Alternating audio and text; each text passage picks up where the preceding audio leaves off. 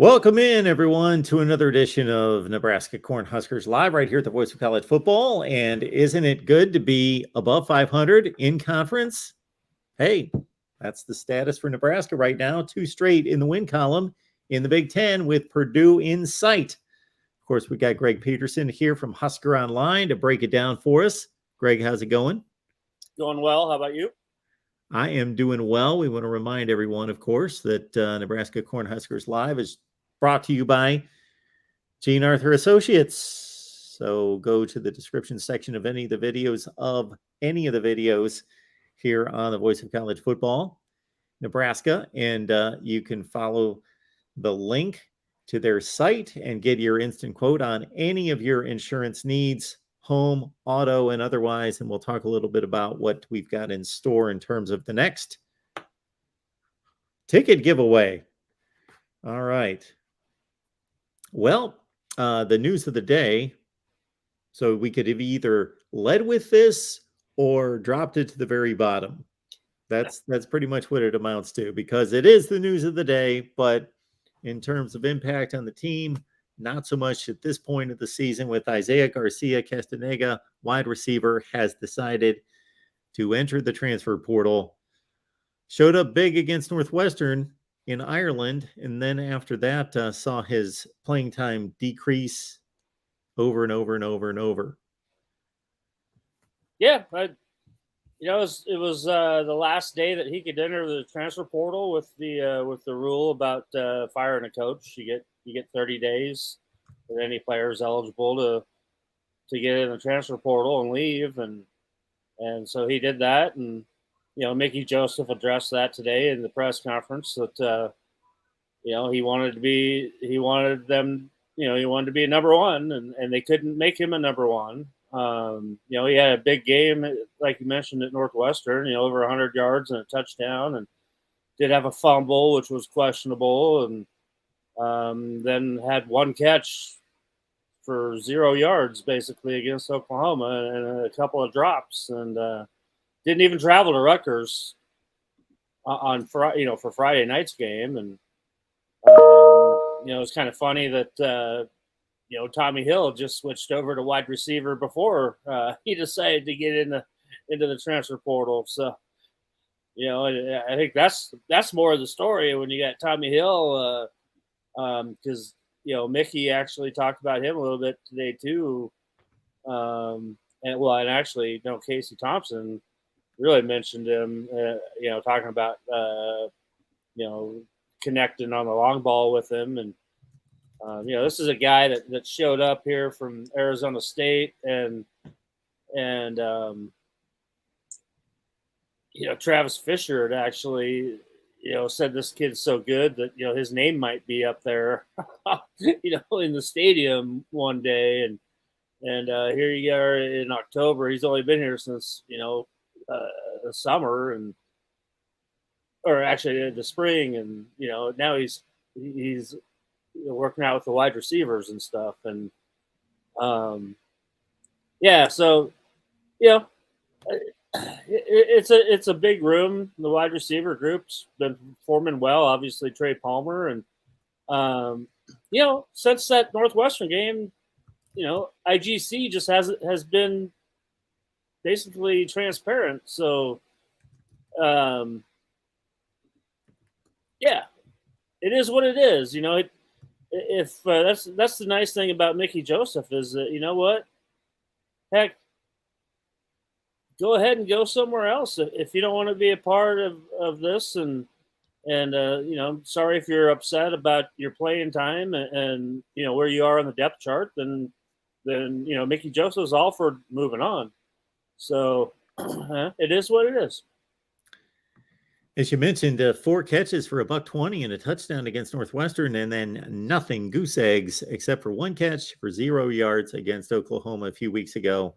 So Isaiah Garcia Castaneda moves on in the transfer portal after his brief stint with the Huskers. All right, why don't we stay at the wide receiver position, because it's now been 2 consecutive games that Trey Palmer has made the play that broke open the game, that won the game. First, of course, a couple weeks ago 21 all, fourth quarter, got behind the defense, burned his coverage, and hauled in the game winner. The score that allowed Nebraska to take the lead that they never relinquished. And the same deal this past Friday night in Piscataway, as Nebraska was down 13-0, came back, put a touchdown on the board, and then they got a turnover on an interception to set them up, and boom, they went right for the jugular, and it was Trey Palmer once again, gets past his man and makes the catch that ultimately wins the game. Yeah, he's really come into his own. I mean, obviously coming out of high school, being as highly ranked as he was, and Casey Thompson even talked about him today as well, about that says, like, at halftime, Trey comes to him and says, "You need to make a play, I'll make the play for you."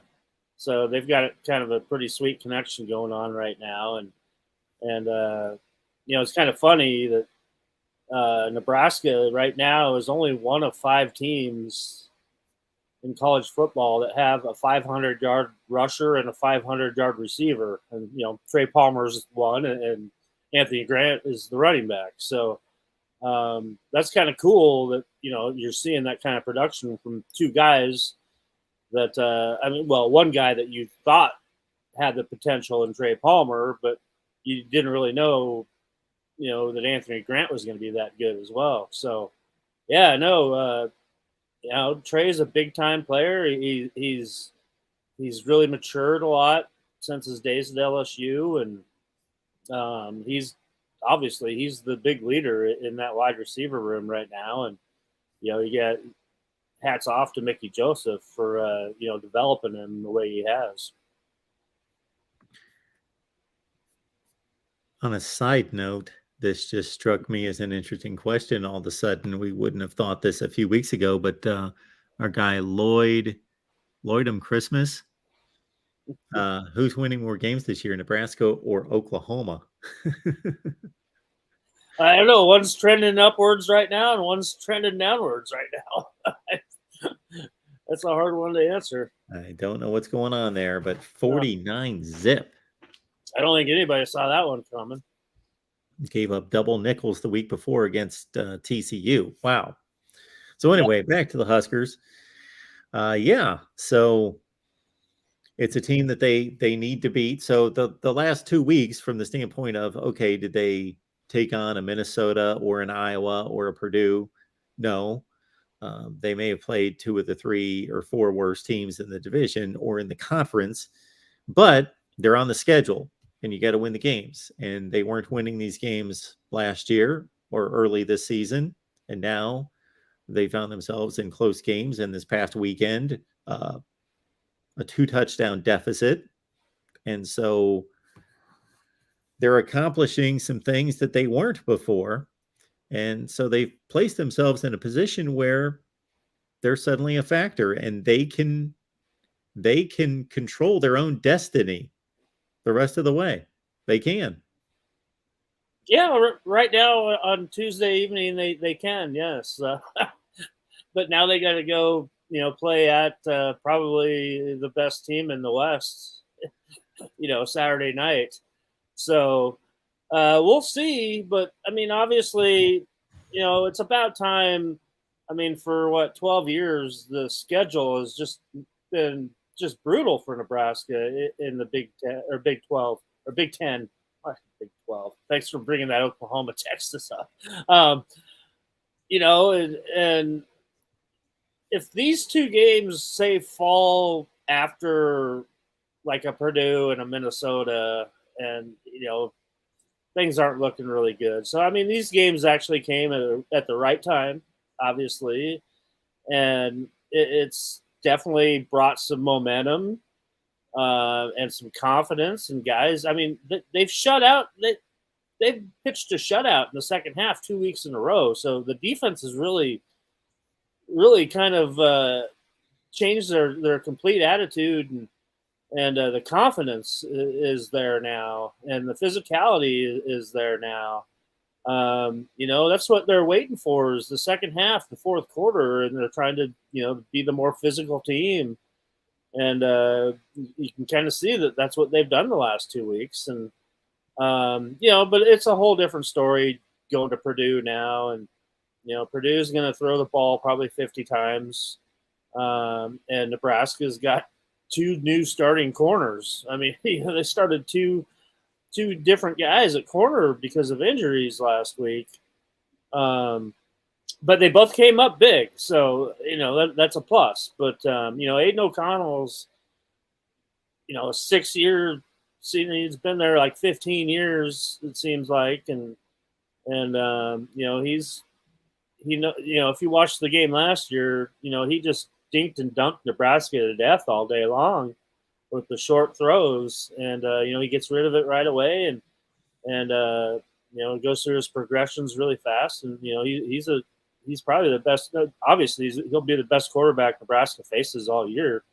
Obviously, they don't play Ohio State, but there's a big test in front of Nebraska. And it's nice to have some momentum and going in there, and having a road win under your belt doesn't hurt at all. So we'll see. They had an extra day of rest too, and that helps. They had some extra recovery time. So and then you get a bye week coming up again. So heck, you're focused totally on Purdue right now, and then you get a bye, and then you finish the meat of your schedule when you really don't get any more gimmies. The way Illinois is playing, all those games are going to be tough. So, yeah, it's been a nice run with those 2 games that really help things out and kind of get things restored right now. And you know what? You've evened your record at 500. You're 2-1. You're sharing the lead in the Big Ten West right now. When did you ever be able to say that? When was the last time you could ever think that? So, yeah, it's been really good for the team, obviously. On the other hand, with Purdue, for as much as they are known as a passing team and Aiden O'Connell being, as you mentioned, one of the 2 best quarterbacks in the league, I think that's pretty much a consensus evaluation because he hurt his ribs prior to the Florida Atlantic game. So they sat him out against FAU. They barely won that game without him. And then they brought him back against Minnesota. And I saw quite a bit of that game, and I watched pretty much the entire Maryland game. And those were 2 huge wins for Purdue to beat what at the time looked like the best team in the division, Minnesota, and to beat them on the road and then go to Maryland, who's been playing well, and to win a close one there. And Aiden O'Connell really didn't have a great game in either game. I think the ribs are still bothering him. And I also think that that defenses are, of course, scheming some kind of umbrella coverage to keep everything in front of them. And their top 2 running backs are hurt, so the running game has really been suffering. Yeah, bait them into running the ball, and they don't have their 2 top running backs. So this his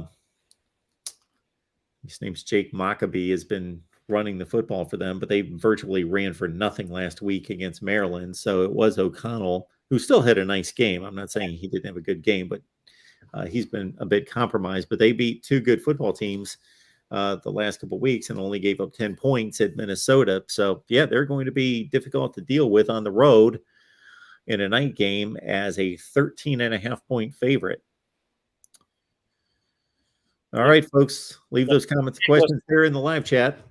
We'll get to them, and we'll remind everyone that we got a ticket giveaway going on, courtesy Gene Arthur Associates. And so our next game, as I am searching for the banner to show everyone. Yeah, it would be Illinois. Yeah, so we had Mitchell make it to the Indiana game.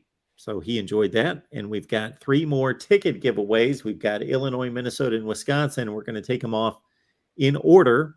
So head on over to Gene Arthur Associates there on Facebook and Instagram. I'm going to leave the link in the chat, and you will be eligible once you go to Instagram and Facebook. Follow Gene Arthur Associates there. Use the link that we provide, And once you do that, like and follow, share as well, and you are automatically entered. That's all you need to do. Like, follow, and share on Facebook and Instagram, and you are automatically eligible to win tickets to what we would have thought a few weeks ago wasn't necessarily the best team in the world showing up.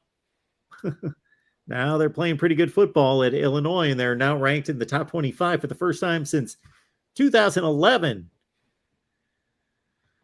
So you can check out the Huskers and the Illini.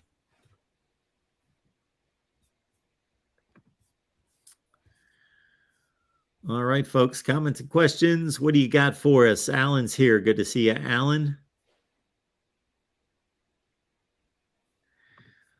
Here's an interesting one from the USC.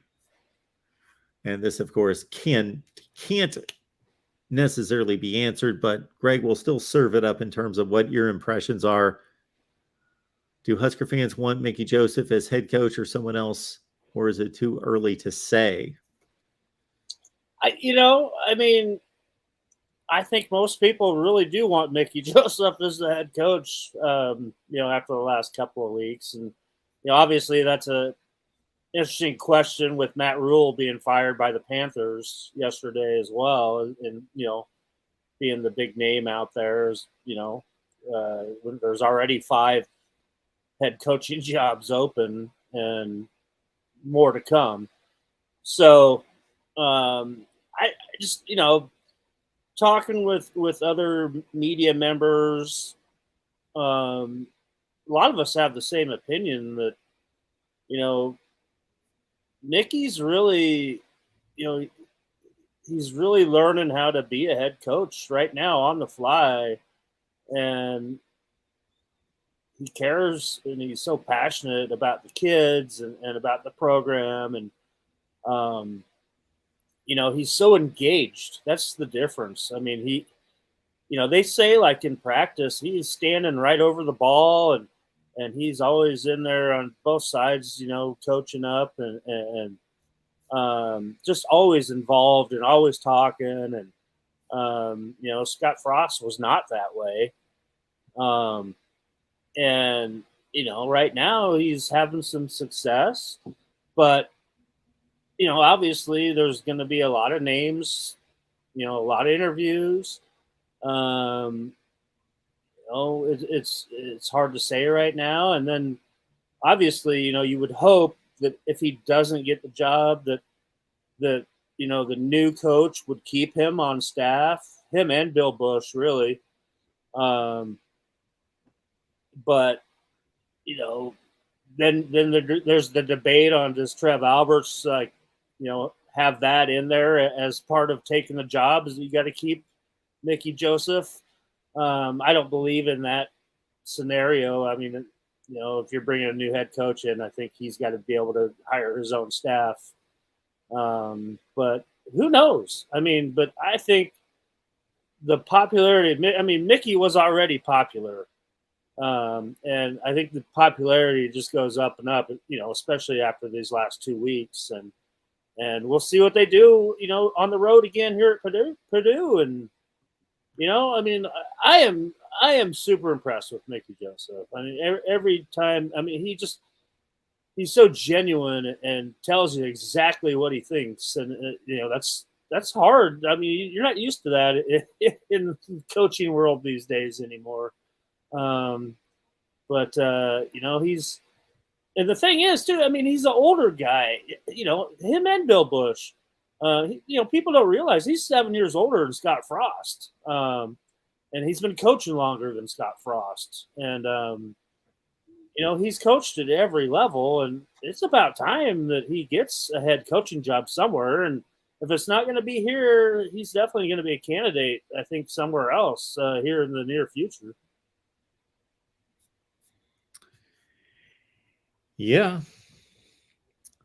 It will be now even more interesting, of course, with the schedule ramping up considerably starting this Saturday, how much Nebraska's improved. Again, they did what they had to do the last 2 weekends against Rutgers and Indiana. Those teams are scuffling themselves, And the Rutgers game, of course, was close to being a loss, but they get the job done. And Rutgers turns around and fires their offensive coordinator the next day. Huskers win it 14-13. And I believe Indiana fired their offensive line coach after the Nebraska win as well. So.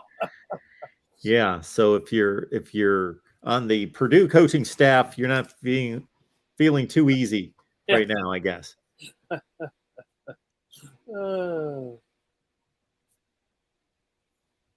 I don't know about that being any more fit. They look the same to me.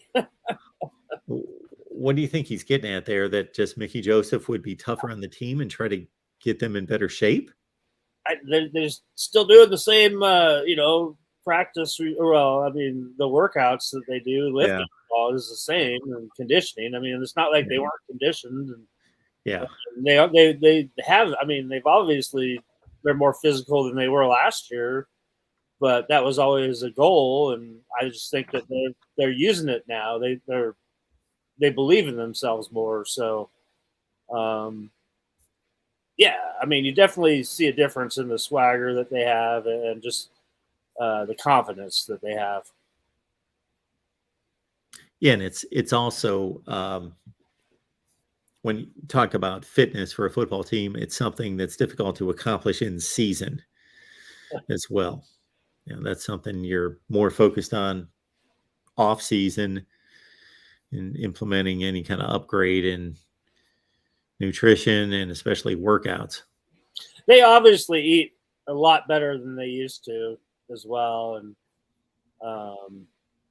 Nebraska's got a real good machine going there with the whole health and fitness and the Nebraska Power program and everything. And, the training table is amazing. Well, you always get jealous when people are walking by with their takeout from the training table. Folks, we do this Husker show every Tuesday at 7 Eastern, 6 Central. So please join us each and every week and bring some friends with you. Let's grow the show. And also, if you are within driving distance of Lincoln, why not go to a game and why not go for free? So we've got a Nebraska football ticket giveaway. We've already given away 2 tickets to Mitchell, who enjoyed the Indiana game. So we are now 1-0 in giving away tickets in regards to Nebraska wins. So we've got a win streak going. Let's keep it alive against Illinois is the next one coming to town. So on the Illinois game weekend, which I believe is the last weekend of October 29th is the Illinois game. You can win 2 free tickets to the Illinois game. Go to Gene Arthur Associates on Facebook, like, share, follow on Facebook and Instagram. I'm going to leave the link in the chat, and then you're automatically entered to win 2 free tickets to Nebraska, Illinois, and we will later give away 2 tickets to the Minnesota game and the Wisconsin games. In the meantime, folks, comments, questions there in the live chat.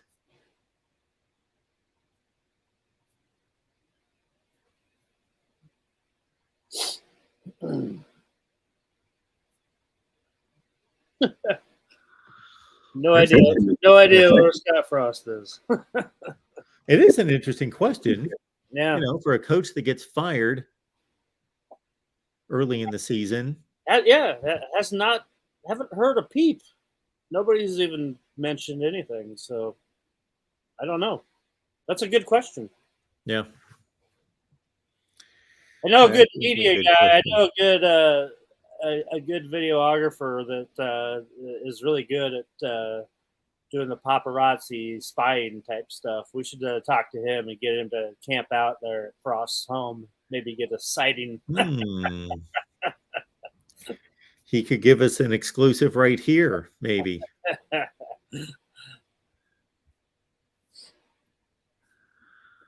All right. Asawar, we already talked about Isaiah Garcia Castaneda and Omar Manning. As I was watching the game on Friday night, so Omar Manning had not seen the field for how long, and I saw him out there on Friday. How many consecutive games has he played? Well, he's been dealing with a toe injury, so he's been in and out of the lineup. So he's played sparingly, but I think he's getting a lot healthier, and you'll see a lot more of him now. As is Gabe Urban dealing with a toe injury as well. So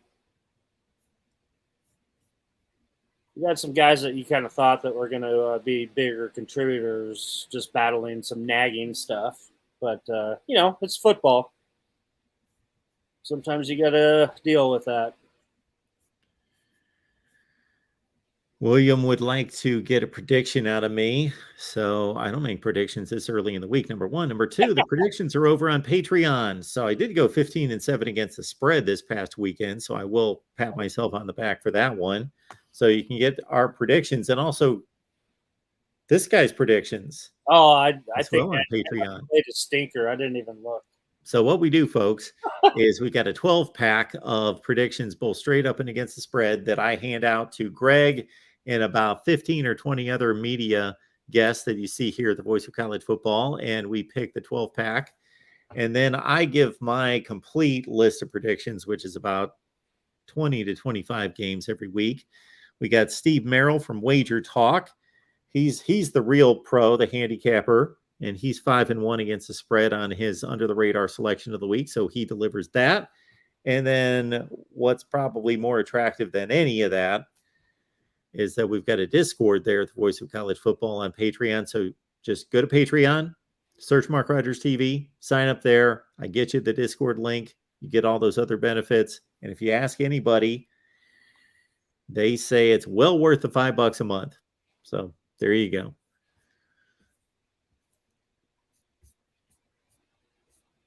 Yeah, we talked about Tommy Hill early on there, which I think you're going to start seeing him getting some reps now during the game. I mean, obviously he didn't play any receiver at Rutgers, but he was a return guy out there on punts. So he was playing special teams, but a little more. I failed to mention that Casey Thompson said that Tommy Hill is he runs really good routes and he really understands things well. And the stranger thing for him switching positions like that is actually his view of the ball. So he kind of has to adjust to that a little bit, but it sounds like he's really making some strides there. And I mean, he's a heck of an athlete. So yeah, he's you're going to see him here in the tail end of the season. I think making some plays out there at the wide receiver spot. And Mickey Joseph was asked about today at the press conference that is there, with the injuries going on right now at corner, is Tommy Hill going to move back over? And he said no. So that tells you a lot right there. It's an interesting move, especially considering that, at the outset of the season, wasn't he considered one of the top 2 to 3 corners on the team? Yeah, he was top 2, obviously. And, yeah. Like I mentioned, I mean, Travis Fisher thought his name would be on the stadium wall, up there with the Wall of Fame. But well, that's a tough bar to hit. That's a bit much there. But well, he said that he has that kind of talent, so. All right, Greg, this is what I got for you. We've played 6 games, right? Let's see. The Huskers are 3-3. Yeah. And 6 games left to go. Just about everybody in the country's played 6 games. So how about mid-season grades? Mid-season report card. You look thrilled. Well, I mean, it's definitely better than it would have been if you asked me this, after the first 4. But I still got to give, the offense maybe a C+ right now. Defense, right around a C. Special teams, I'd probably go B on special teams. So yeah, it's not horrible. Sounds a lot like my grades back in the day. Well, I got to think your defensive grade jumped up quite a bit here in the last game and a Oh half. yeah, it was a D before the last two games. It would have been D minus. So yeah. Is Zoe on board with that? Yeah, I think so. Okay. Is that what you heard? Huh? C plus offense, C defense. So what's the issue with the offense? What would weigh down the offense? Is it mostly the offensive line? Yeah, I mean the offensive line with a lot of those injuries, and I mean Casey Thompson takes a beating every week, and it's just kind of hard to expect him to keep trying to get up. I mean he's a tough guy, big time tough guy, but the offensive line has just been they've been okay. I mean they're obviously better at run blocking than they are at pass blocking. And if Nebraska keeps it simple and still goes run heavy, which Anthony Grant only had 47 yards against Rutgers. I mean, there was nothing there inside. Rutgers D played really well. Their front seven played really well, and those 47 yards were tough yards that he gained. And most running backs, in my opinion, probably would have gotten about 25 yards on those carries that he had. But, he's been a big bright spot. And obviously the way Trey Palmer's come on and, you kind of get Travis Vokalek rolling a little bit. He had a touchdown against his former team Rutgers there, which was big. And, he was a difference changer in that Northwestern game to start the season until he got hurt. So, you keep him. I mean, he's been dealing with injuries, but, he's going to keep on playing. And, I mean, obviously they have a chance to move up. But, when you only score 14 points against Rutgers and,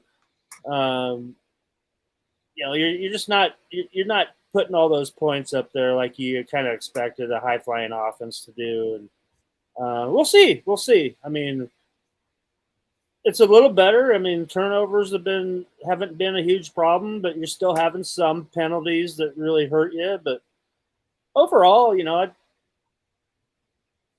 I like the direction that they're going right now, but we'll see. We'll see. Cornhusker Corner. So the Illinois game on the 29th, that game time has not been announced, or the network or any information on that. Only partial schedule has been announced for that weekend. So you can anticipate that we will hear on Monday after this coming Saturday's games. So that's going to come out. They usually come out almost 2 weeks prior on that Monday after Saturday's game. So we will know next Monday. Yep, nothing yet. What about the Illinois game?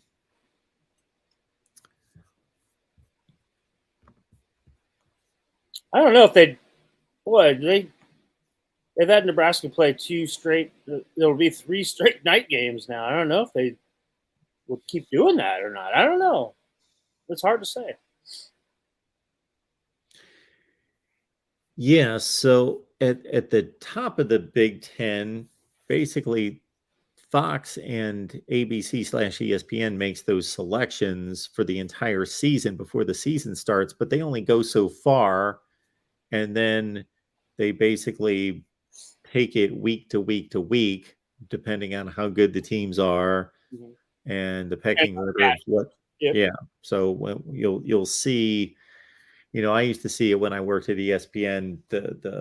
We would get some kind of preliminary schedule, and there'd be a lot of ands and ors of a few weeks in advance, and you could tell that okay, this was an ESPN game, but if somebody's going to drop a game, like let's say it's Kansas State and TCU, and they're having decent seasons, so if they win their next game, they're probably going to slot that to ESPN. But if one of them loses a game, they may drop it down to ESPN2, and they're playing that kind of deal as well.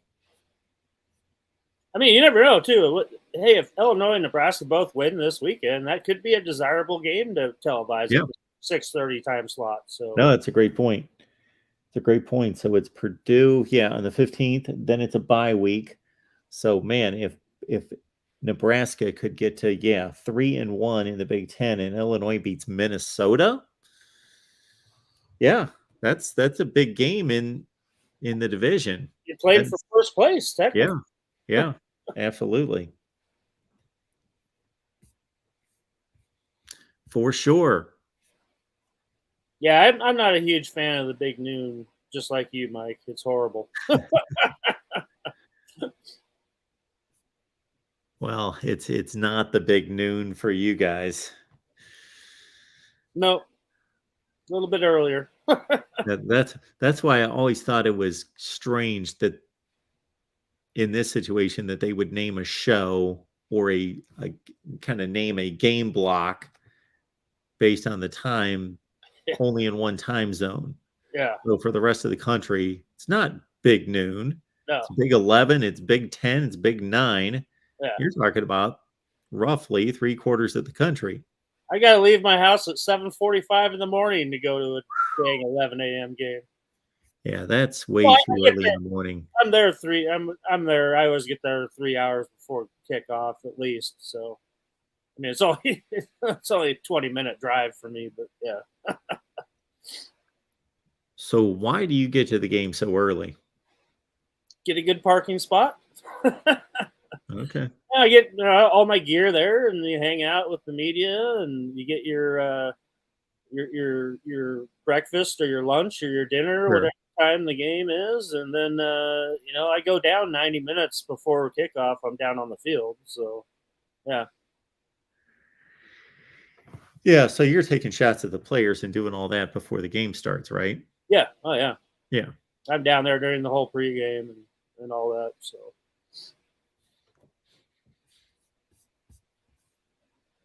Because when I was going to games, I wanted to get there as late as possible. Not as late as possible. I had a job to do, but I wanted to get there. Like that, yeah. I didn't like getting there 3 hours in advance. Yeah, I wanted to be able to eat and obviously get everybody set up to where we could do our jobs. But man, I did not look forward to, let's start driving 4 and 5 hours before the game starts. Yeah. No, so I have a parking permit right next to the stadium in the media lot, and all the spaces are coned off when you get there. They're like supposed to be reserved, but there's no more since all the TV deals. None of the local stations have satellite trucks covering the game anymore, so it's just individual cars and stuff, and they always give you all kinds of crap. Like it's like, I'm media. Yeah, one of those spots is mine. Oh, okay. And it's just like, why do I have to even tell somebody that? Because you stop, and sometimes I'll just get out and move the damn cone myself. And it's just like whatever.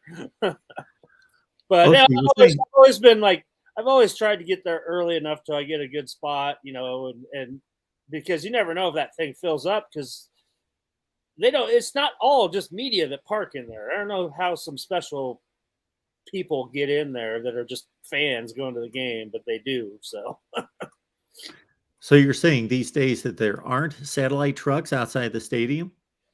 Well, just the network doing the game. Yeah. All the big rigs and stuff, but the local stations, like, none of the games are on ABC anymore. So the Omaha ABC station, the Lincoln ABC station don't bring their small satellite trucks anymore. And, the other local Lincoln stations don't need it there because, they're CBS and Fox. And then the other, same from Omaha, and then NBC station. And so none of them are carrying the games anymore.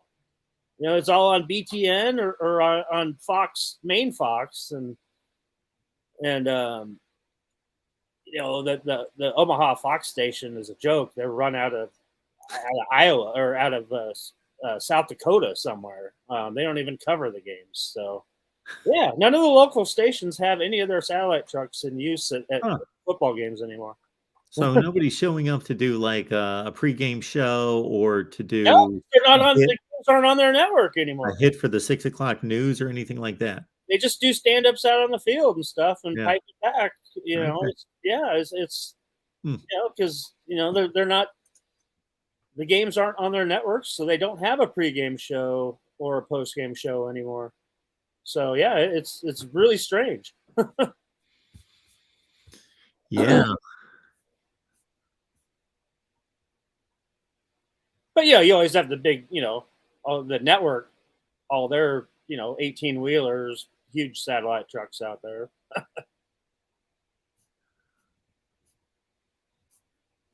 All right, folks. I'm going to say, unless Eight you thirty. guys have anything else for us. Those are 8:30 games for me. Those London games. I like it. All right, folks. We'll let you know one more time that you can get on over to Gene Arthur Associates on Facebook and like, follow, share. Like, follow, share on Facebook. See, Go to well, Instagram, do the same thing, and you are automatically entered into our ticket giveaway for Nebraska and Illinois. And I'm going to drop the link one more time in the live chat to get you there. William saying that Greg, I'm watching a grade school football practice and they're tackling. Well, they're tackling here again now in college, finally. So I think you've seen a little bit of that difference.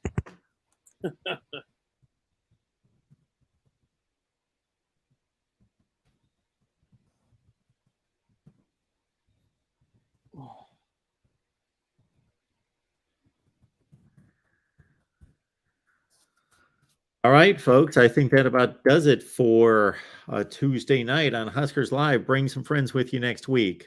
Tuesday at 7, 6 Central, right here at the Voice of College Football. And again, you can join Gene Arthur Associates and get an instant quote on home, auto, any insurance needs that you have. Go to the description section of any of the videos here at the Voice of College Football in Nebraska, and you get the link right there.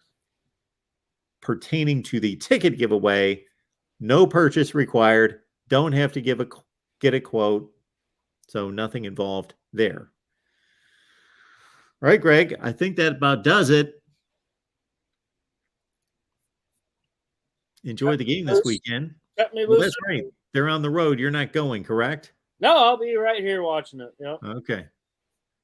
All right. Good stuff. I'll be All right, everyone. I'll be watching the Bears on Thursday night, and then I'm going to go see a recent Husker offer kid that plays at Omaha Central on Friday night. Okay. Who's that? His name is Caleb Pyfrom. His dad actually is a 7-footer who played basketball at Creighton back in the day, and he's a good looking offensive lineman. So Nebraska just offered him a couple weeks ago, and I wanted to go see him last week, but it didn't work out. There was kind of a scheduling mix-up, so I went to a different game instead, not knowing that they were playing the next night. So I'll go see him this week because they're not going to make the playoffs, and they only have 2 games left in the season. They're at Omaha Central, but storied program out of Omaha. Gail Sayers went there. Amon Green went there. All right, everyone. We'll see you on back next Tuesday, 7 Eastern, 6 Central. Enjoy the game this weekend.